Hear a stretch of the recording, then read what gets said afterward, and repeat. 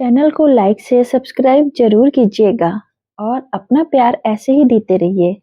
अस्पताल की सीढ़ियां चढ़ते हुए अमित के पांव कांप रहे थे। कमरे में पहुंचते ही वह अपने पिता राकेश के हालात देखकर दुखी हो गया। अपने भाई को आता देखकर सुमित की डबडबाई आंखें छलक पड़ी और वह बोल उठा, भैया जल्दी करो, पापा की सांसें रुक रही हैं। अमित की बहन शिवांगी और पत्नी गीता भी वहीं खड़े अपने आंसू पोंछ रहे थे। अमित अपने पिता के पास बैठ गया। उनका हाथ अपने हाथों में लेकर बोला, पापा, राकेश ने आंखें खोली हैं और अमित की तरफ देखकर बोलो, अमित, शिवांगी का ख्याल रखना और उसकी शादी बहुत अच्छे लड़के से कराना। कहते हुए राकेश ने अपनी आंखें हमेशा के लिए बंद कर दी। पूरे परिवार के सामने उन्होंने अंतिम सांसें ली। अमित के विवाह को अभी महीना भी पूरा नहीं हुआ था। राकेश ने अपनी पत्नी के ना होने की वजह से अमित की शादी जल्दी करवा दी थी, ताकि शिवांगी को घर में कोई साथी मिल जाए तथा अमित और गीता के प्यार को मुकाम मिल जाए। अमित और गीता के प्यार के चर्चे पूरे कॉलेज में थे और इसीलिए राकेश ने उनका विवाह जल्दी कर दिया था। 13 दिन हो गए थे राकेश के गुजर जाने को। अब सभी को नित्य की जिंदगी में वापस जाना था। जब तक सुमित और शिवांगी अपने कॉलेज नहीं गए थे, कॉलेज के लड़के आंखें बिछाए देखते रहते थे कि चांद कब आएगा। इस बार अमावस्या कुछ ज्यादा ही लंबी हो गई है। शिवांगी की गैर हाजिरी सारे लड़कों को खल रही थी। शिवांगी की खूबसूरती ऐसी थी कि जहां से निकल जाए रोक रुक कर एक पल उसे निहार ही लेते थे। कॉलेज के लड़के तो केवल दूर से ही शिवांगी का दीदार कर पाते थे। दो भाइयों की पनाह में रहने वाली शिवांगी हमेशा अपने दोनों भाइयों के संरक्षण में ही आती जाती थी। किसी में हिम्मत नहीं थी कि शिवांगी को कुछ बोले या बात करने की कोशिश भी करे। शिवांगी के पिता ने दुनिया छोड़ने से पहले शिवांगी को कहा था, बेटा, जहां अमित कहे वहीं शादी करना। तुम बेहद खूबसूरत हो बेटा। तुम्हारी खूबसूरती की वजह से बहुत लड़के पीछे आएंगे। तुम किसी गलत इंसान के जाल में ना फंस जाओ, इसलिए तुम्हारे लिए सही लड़का तो अमित ही चुनेगा। अपने पिता की बातों को शिवांगी ने दिल से लगा लिया। अपने पिता को वचन भी दिया और दृढ़ निश्चय कर लिया था कि जहां अमित भैया बोलेंगे वहीं शादी करूंगी। इसलिए शिवांगी ने हमेशा अपने आप को प्यार के बंधन से दूर ही रखा। अमित के बचपन का दोस्त विवेक, दोनों एक ही कक्षा में पढ़ते थे और साथ साथ ही घूमते फिरते थे। विवेक का घर कुछ ही दूर पर था। वह अक्सर ही अमित के घर आया करता था। अमित का स्वभाव जानते हुए भी वह कभी भी शिवांगी से बात नहीं करता था। अमित ने न जाने कितने लड़के देखे, पर उसे स्वयं उनमें कोई न कोई कमी नजर आ ही जाती थी। देखते देखते शिवांगी की पढ़ाई पूरी हो गई। विवेक बचपन से शिवांगी को पसंद करता था, किंतु अपने दिल से कभी प्यार का ख्याल भी नहीं लाया था। आखिर अमित उसका जिगरी यार जो था, किंतु शिवांगी को एक नजर देखता जरूर था। वह जानता था कि शिवांगी अमित की पसंद के लड़के से ही शादी करेगी और अमित से वह कभी यह बात बोल ही नहीं सकता था। वह डरता था कि मेरा यार कभी रूठ गया तो। कुछ दिनों से विवेक अमित के घर नहीं आया था। वह किसी काम से शहर बाहर गया था। शिवांगी को विवेक के घर न आने से कुछ बेचैनी सी होने लगी। न जाने क्यों वह न चाहते हुए भी बार बार विवेक को याद करने लगी। वह समझ रही थी कि उसका दिल विवेक से प्यार करने लगा है, लेकिन अपने पापा को दिया वचन उसे याद था। शिवांगी ने अपने दिल की आवाज सुनकर भी उसे दबाया रखना ही ठीक समझा। 15 दिनों के बाद विवेक वापस आ गया। घर आते ही सबसे पहले वह अमित से मिलने आया। दरवाजे पर बेल बजते ही शिवांगी ने दौड़कर दरवाजा खोला और विवेक को देखकर वह इतनी अधिक खुश हो गई कि उसकी वह खुशी विवेक से भी नहीं छुप सकी। और आज न चाहते हुए भी शिवांगी अपनी आंखों को रोक न पाई। वो कहते हैं ना कि आंखें सब कुछ बोलती हैं, और शिवांगी की आंखों में विवेक को वह दिखाई दे गया जिसकी वह कभी कल्पना भी नहीं कर सकता था, किंतु चाहता अवश्य था। विवेक से नजरें मिलने के बाद शिवांगी अपनी पलकों को झुकाकर वहां से जाने लगी। तभी अमित की आवाज आई, आ गया विवेक, चल आजा बैठ। शिवांगी, जरा चाय बना लाओ। हाँ भैया, लाती हूँ, बोलकर शिवांगी रसोई में चली गई। शिवांगी बार बार उस बीते लम्हे को अपने अंदर समेटे जा रही थी। वह उस लम्हे को जीना चाह रही थी। शायद वह उसकी जिंदगी का सबसे यादगार लम्हा था। तभी चाय उफनने लगी। पीछे से गीता की आवाज आई, अरे शिवांगी, क्या सोच रही हो, चाय उफन रही है। अरे कुछ नहीं भाभी, कहते हुए शिवांगी ने चाय के प्याले से निकाला और हाल तक पहुंचते 20-25 सेकंड में ही उसका दिल विवेक के लिए धड़कने लगा। चाय ले जाकर उसने विवेक की तरफ ट्रे बढ़ाया और एक बार फिर वही आंखें विवेक को निहारने लगी। विवेक को फिर से उन आंखों में वही दिखा जो वो सपने में भी नहीं सोच सकता था, लेकिन चाहता जरूर था। अब तो यह सिलसिला चलने लगा। दोनों एक दूसरे को देखते किंतु कोई कुछ नहीं कर पाता। एक के सामने भाई का प्यार तो दूसरे के सामने जिगरी दोस्त की यारी थी। महीनों इसी तरह गुजर गए, लेकिन सिलसिला वहीं का वहीं अटका हुआ था। अपनी निगाहें चार करने के अलावा वह आगे बढ़ ही नहीं पाए थे। शिवांगी के जीवन में बदलाव को उसकी भाभी गीता महसूस कर रही थी। समझ रही थी कुछ तो है, लेकिन क्या? एक जवान लड़की की बेचैनी दूसरी जवान लड़की जरूर समझती है। गीता ने कई बार कोशिश करी शिवांगी से पूछने की, लेकिन शिवांगी ने कभी नहीं स्वीकारा। उसने दिल का राज दिल में रखना ही बेहतर समझा। देखते देखते खामोश प्यार के 3 साल गुजर गए, लेकिन इन 3 सालों में गीता काफी कुछ समझ गई थी। इसी बीच अमित ने किसी लड़के को शिवांगी के लिए पसंद कर लिया। गीता, कल एक लड़का आने वाला है शिवांगी को देखने। मैं और विवेक उसे लेने एयरपोर्ट चले जाएंगे। सुमित तुम्हारी मदद कर देगा। शिवांगी ने यह सुना तो उसके पैरों के नीचे से जमीन ही खिसक गई, लेकिन वह कुछ बोल नहीं पाई।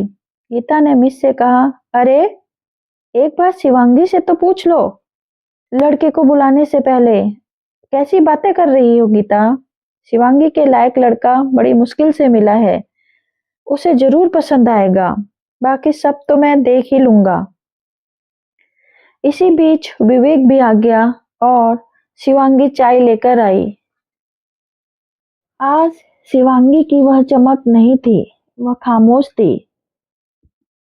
विवेक को चाय देते समय उसकी आंखें जब विवेक से मिली तो उसमें आंसू थे, निराशा थी, और उन्हीं आंसुओं का एक मोती चाय देते वक्त विवेक की चाय की प्याली में टप से गिरा, जिसकी वजह से चाय की कुछ बूंदें विवेक के चेहरे पर चली गई।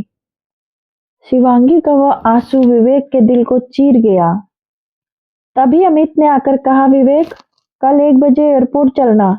तुझे बताया था ना, शिवांगी को देखने लड़का आ रहा है। विवेक ने कहा, हाँ हाँ चलेंगे ना अमित, तू टेंशन मत कर। गीता ने आज शिवांगी को विवेक को चाय देते समय सब देख लिया था और अब वह सब कुछ साफ साफ जान गई थी।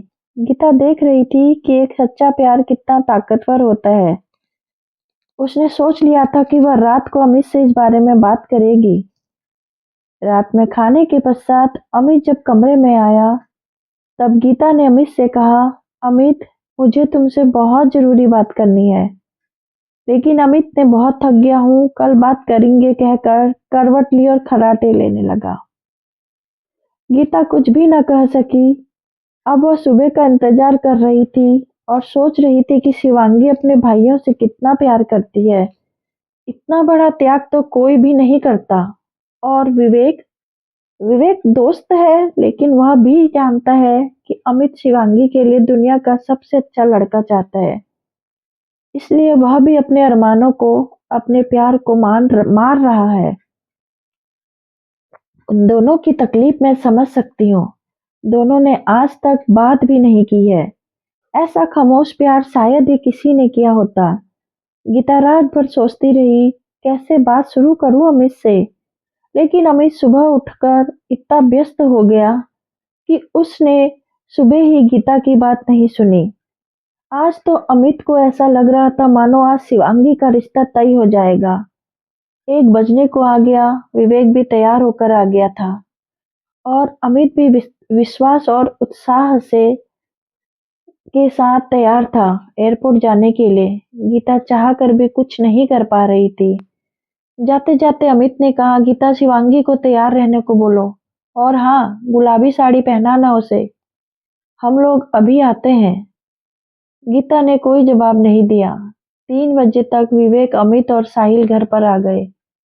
सुमित ने साहिल का स्वागत कर उसे आदरपूर्वक अंदर बुलाकर बिठाया।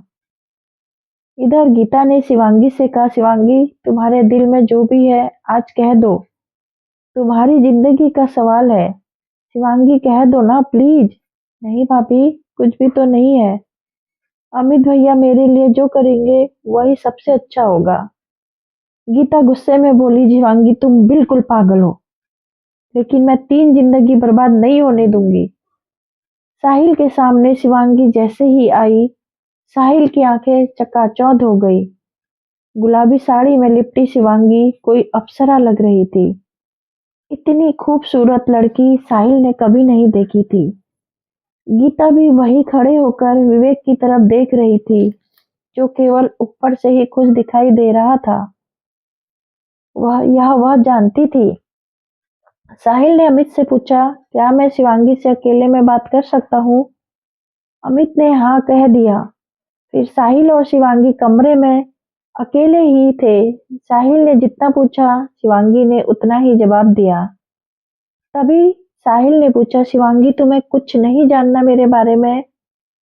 शिवांगी का जवाब था, मेरे भैया यदि आपके बारे में जानते हैं तो मेरे लिए उतना ही काफी है। इतने में गीता भी वहां आकर बैठ गई और बोली, अरे शिवांगी, रसोई में जो मिठाई की प्लेट रखी है जाओ वह लेकर आओ। जी भाभी, कहकर शिवांगी वहां से उठी, एक गहरी लंबी सांस ली और रसोई में चली गई। गीता मौके की तलाश में थी। उसने साहिल से विनती की कि वह शादी के लिए मना कर दे। साहिल, मैं तुम्हें ज्यादा अभी कुछ नहीं बता सकती, वक्त नहीं है, लेकिन तुम्हें फोन करके अवश्य ही बताऊंगी। तुम अमित को मना कर दो। इसी में तुम्हारी, शिवांगी की और हमारे दोनों परिवार की भलाई है। साहिल बहुत ही समझदार लड़का था।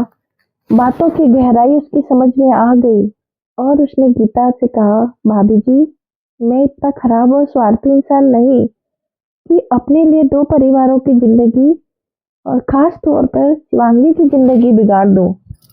आप चिंता ना करो, मैं अमित को मना कर दूंगा। लेकिन शिवांगी के लिए ना कहने का कारण कहाँ से लाऊं? भाभी जी, वह इंसान बेहद खुश नसीब होगा जिससे शिवांगी का विवाह होगा, लेकिन अफसोस वह मैं नहीं हूँ। तभी गीता बाहर चली गई और अमित को कहा, उन लोगों की बातचीत हो गई है। अब शिवांगी अंदर चली गई। ठीक है, अमित ने कहा और तब तक साहिल भी बैठक में आ गया। बातों बातों में अमित ने पूछा, साहिल, फिर तारीख कब की निकलवा दूं? अरे अमित भैया, मुझे थोड़ा वक्त चाहिए, मैं जाकर आपको फोन लगाऊंगा। अमित थोड़ा हैरान हो गया, लेकिन कुछ भी बोल ना सका और विवेक के साथ साहिल को वापस एयरपोर्ट छोड़ने चला गया। साहिल को छोड़कर अमित बहुत ही भारी कदमों से घर में आया। वह समझ नहीं पा रहा था कि आखिर साहिल ने अभी टाल क्यों दिया। गीता के पास आकर अमित उदास होकर बैठ गया।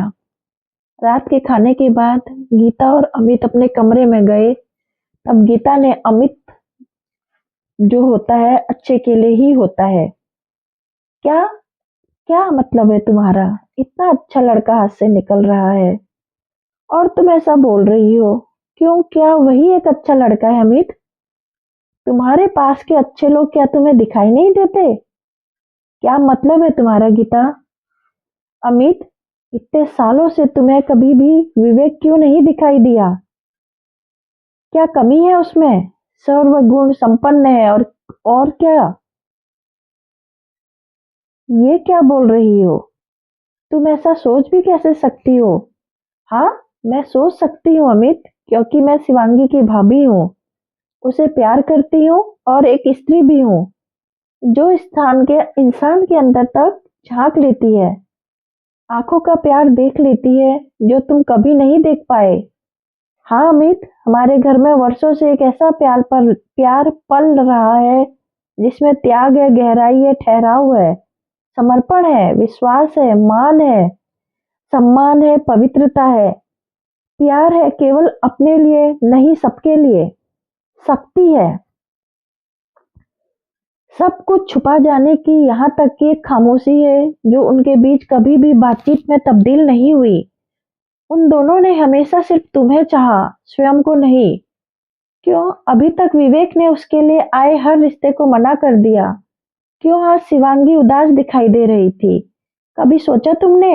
नहीं ना। लेकिन अब सोचो अमित, विवेक और शिवांगी ने कभी नहीं कहा, ना ही कहेंगे, ना ही आपस में इकरार किया है यह प्यार कितना अलग है।